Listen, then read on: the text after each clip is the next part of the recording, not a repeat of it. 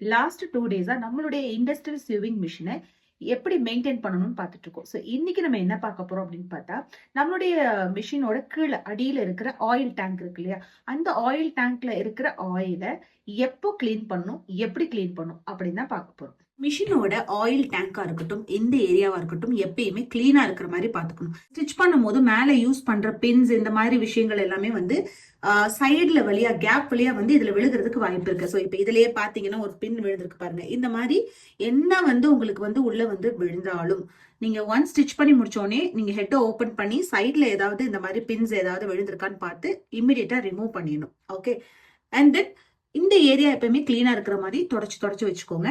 And இந்த இடமும் கிளீனா இருக்கணும்.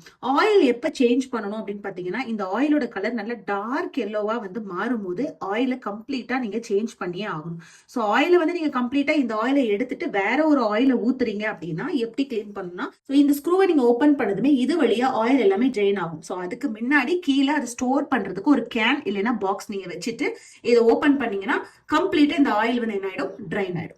ஓகே, சோ அதுக்கப்புறமா வேற ஆயில் ஊத்திக்கலாம். இல்ல இதே ஆயில தான் நீங்க வந்து யூஸ் பண்ண போறீங்க, ஜஸ்ட் கீழே ஃபுல்லா டஸ்ட் இருக்கு, அதை மட்டும் கிளீன் பண்ணிட்டு இந்த ஆயிலை நீங்க ரீயூஸ் பண்ண போறீங்கன்னா அதுக்கு ஒரு சூப்பரான டிப்ஸ் நான் இப்போ உங்களுக்கு சொல்லி தர போறேன்.